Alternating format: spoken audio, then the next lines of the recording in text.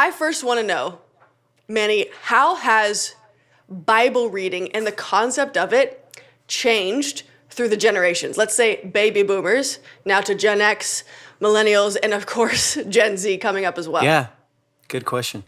Boy, how's it changed? I think that so my context for baby boomers are my parents. Okay, like Yeah.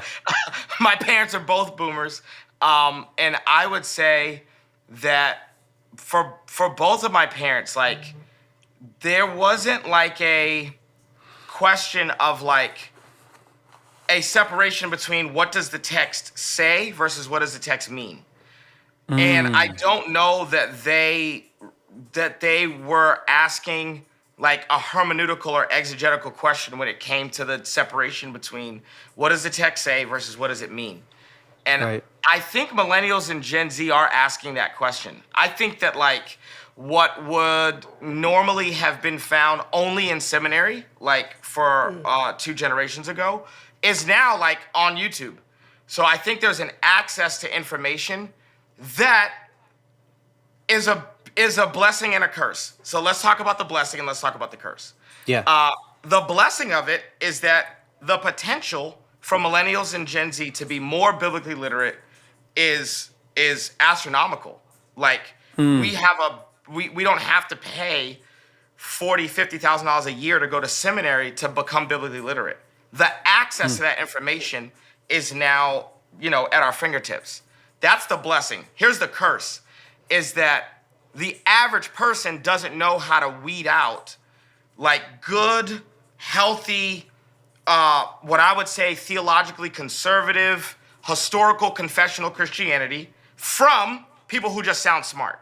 So like there's a lot of people on TikTok who sound smart, but they are they don't know what they're talking about. And so I'll give you a good example, right? This may be controversial. We'll see. I always like to tell like the young people at our church, or really their parents, when I was a youth pastor for 10 years, and I would always tell parents, the first person to expose a child to something becomes the expert on that topic.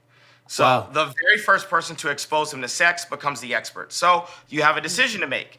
The 8th grader who's exposing a 5th grader to sexual, content could become the expert on that, or Yeah. you as the parent could become the expert. The decision's really up to you. And so I think that a lot of times pastorally, I think pastors who have gone to seminary know, man, there are some complicated, tough things to deal with in the Bible. And if I expose that to middle school students and high school students first, then I get to say, hey, I know that there are inconsistencies with these texts. However, I'm still a Christian and I still believe that Jesus rose from the dead, and these inconsistencies that a TikToker who's deconstructing is gonna expose you to is going to lead you to believe that this is a reason to leave the faith.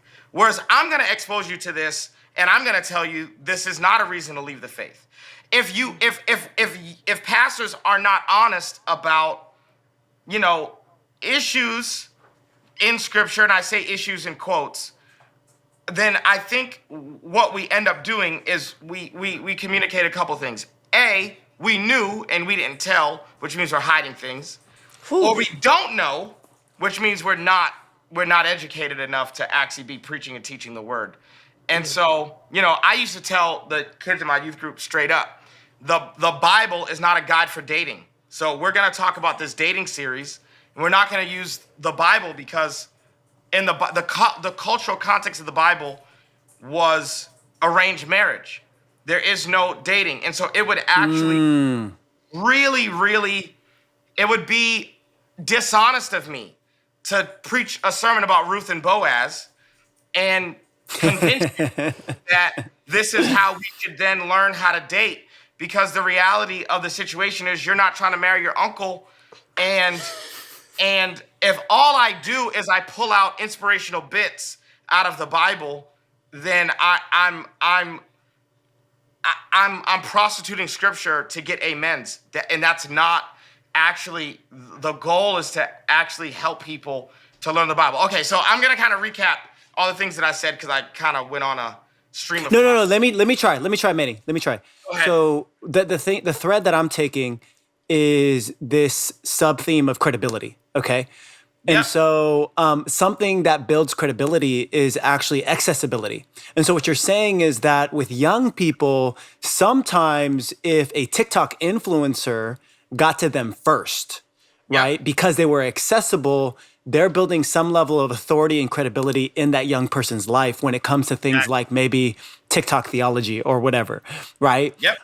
What you're saying is one way that we as pastors might be able to counteract that is being intellectually honest about our approach, Yep. right? And so providing context also can build credibility. I always say this because I think it's so interesting. It's an interesting phenomenon, right? Where a lot of my friends that are single, they get relationship advice from other people that are single. Yep.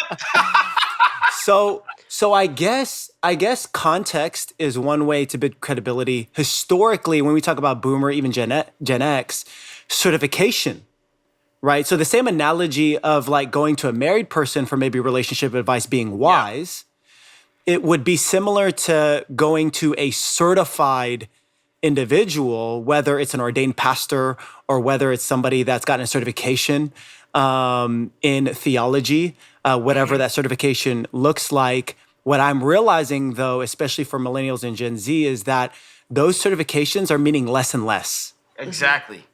Why is my question to you? And is that trend going to continue? And if it does, is that good or bad? Well, we've got to find credibility somewhere.